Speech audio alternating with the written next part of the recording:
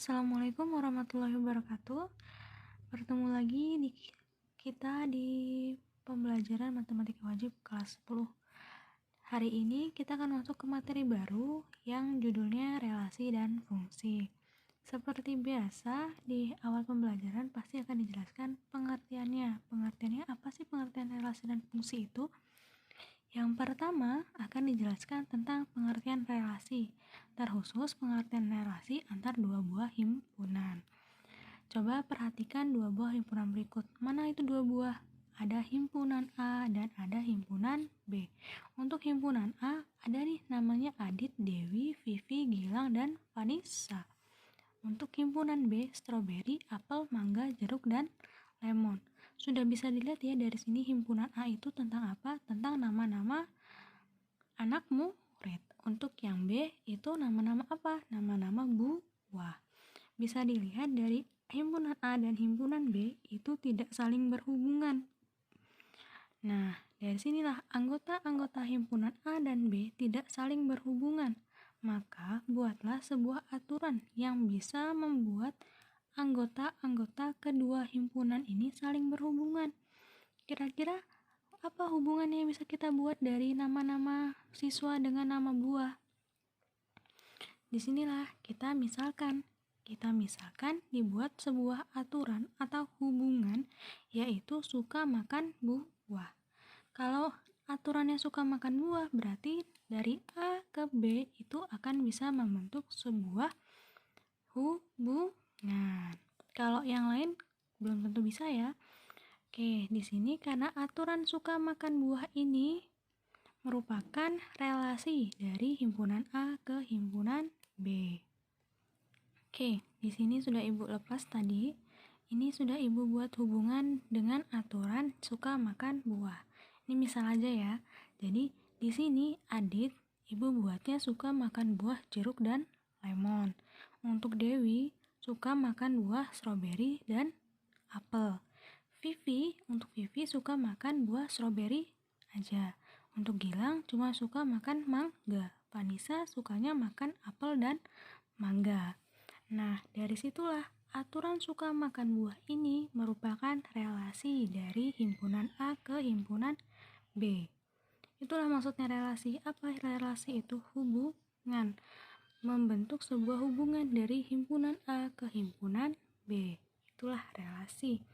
Jadi, suatu relasi adalah suatu aturan yang menghubungkan anggota-anggota dari dua buah himpunan. Seperti tadi, dari himpunan A ke himpunan B.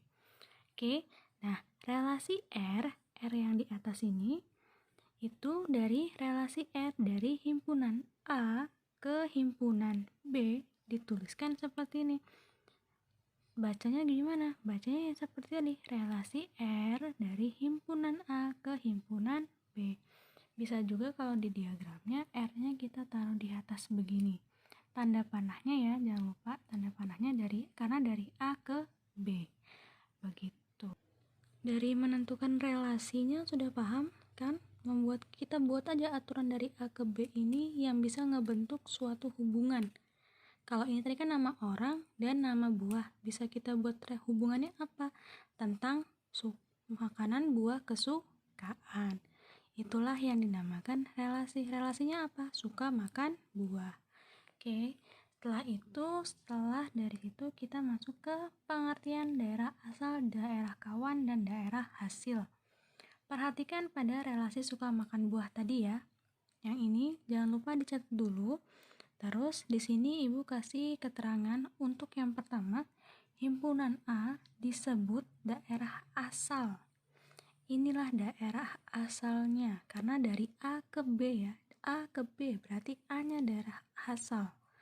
Terus dituliskan dengan DR kecil. D-nya ini agak miring sebenarnya ya. D yang penting DR atau daerah asal ini disebut juga dengan domain. Makanya kenapa ininya D? Karena domain, berarti domain. Domain R. R-nya nanti apa kan? Relasi, berarti DR. Untuk himpunan B, itulah yang disebut daerah kawan atau kodomainnya. Nih, karena dari A ke B. A ini daerah asal, B itu daerah kawannya atau kodomainnya. Atau bisa ditulis dengan CR. Karena kan ada kodomain dalam bahasa Inggrisnya K itu kan C ya, jadi CR. Yang ketiga, himpunan bagian dari B yang mempunyai pasangan di A disebut dengan daerah hasil atau rank-nya. Dan dituliskan dengan R besar, terus lalu baru R kecil. Karena rank jadi R ya, RR.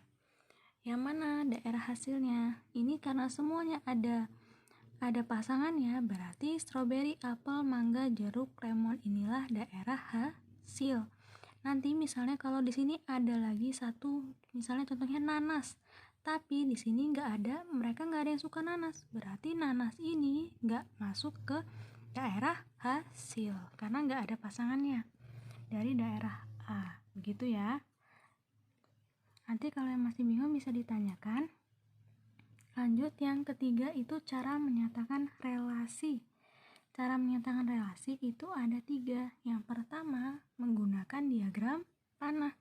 Contohnya seperti apa? Relasi suka makan buah tadi. Inilah diagram panah. Karena ada tanda panahnya ya. Ini juga sebenarnya dari Adit ke jeruk ini dikasih tanda panah. Di sini juga nggak apa-apa, dikasih tanda panah biar kelihatan karena dari A ke B gitu ya. Kasih tanda panah juga nggak apa-apa.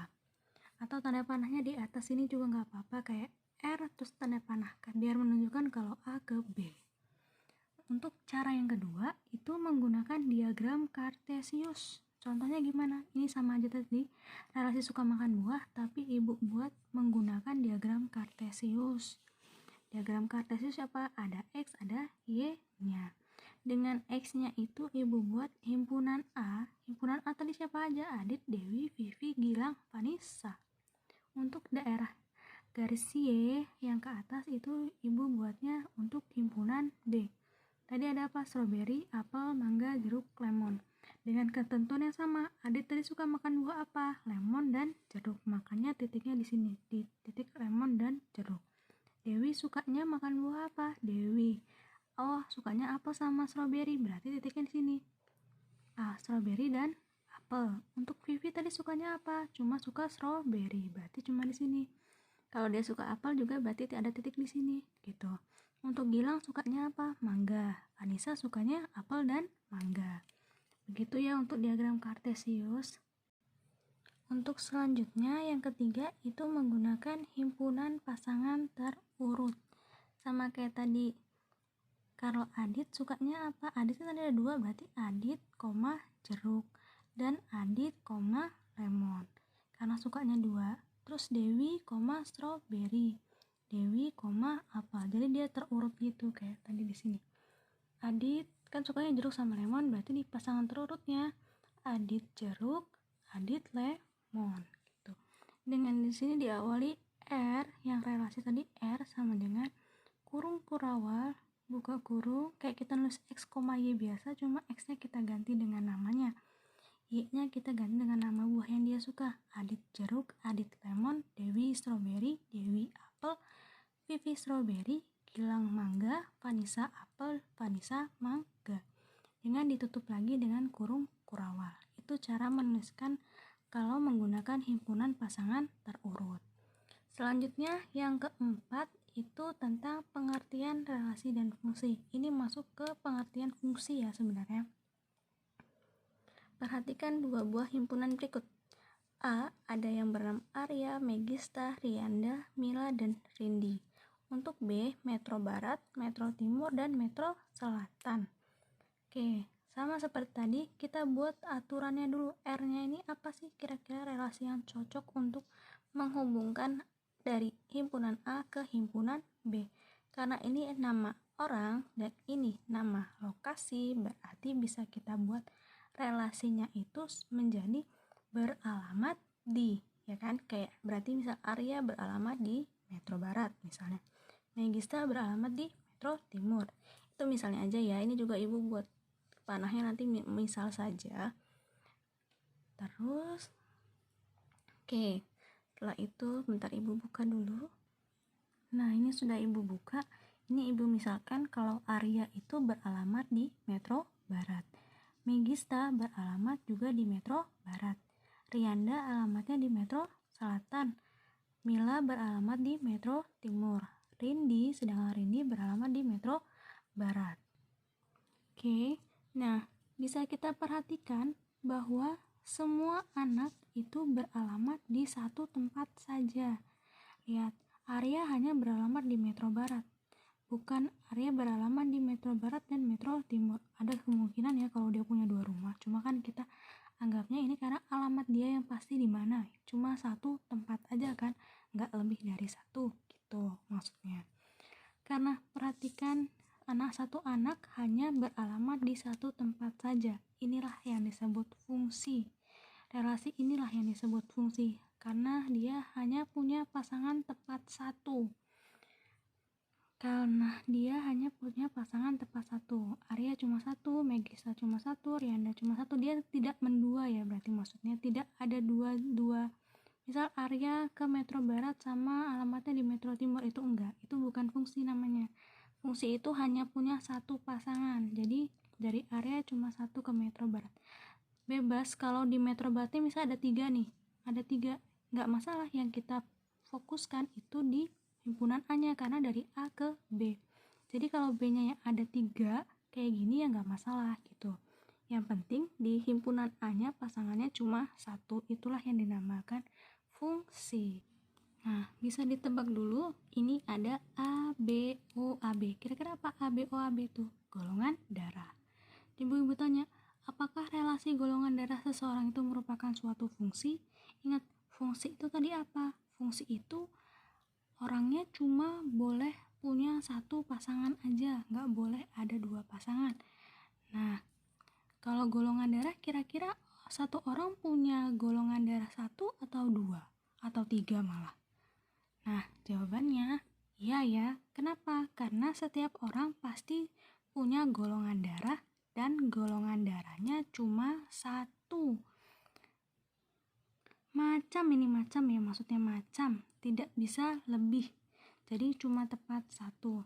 Ingat, di himpunan A itu semuanya harus punya pasangan tapi cuma punya satu pasangan di B. Baru itulah yang disebut fungsi. Oke, di sini masuk ke kesimpulannya. Kesimpulannya apa? Relasi R dari himpunan A ke himpunan B merupakan suatu fungsi jika setiap anggota himpunan A mempunyai tepat satu pasang anggota di himpunan B. Jadi dia benar-benar cuma satu dan semua anggota A itu harus punya pasangan gitu, tapi cuma punya boleh 1, nggak boleh 2 ya, nggak boleh selingkuh. Oke, lanjut. Berarti fungsi F dari himpunan A ke himpunan B ditulis dalam bentuk F himpunan A ke himpunan B. Ingat, kalau fungsi itu di setiap himpunan A itu anggotanya harus punya pasangan, tapi hanya boleh tepat satu pasangan. Oke, dari sini ada yang mau ditanyakan? Kalau masih ada yang mau ditanyakan, boleh ditanyakan di grup ya. Selesai pertemuan hari ini, dilanjut lagi minggu depan. Nanti akan ada latihan soal. Nanti akan Ibu kirim di Google Classroom-nya, jadi ditunggu saja. Jangan lupa dicatat, dipahami lagi yang masih belum paham. Ibu akhiri, wassalamualaikum warahmatullahi wabarakatuh.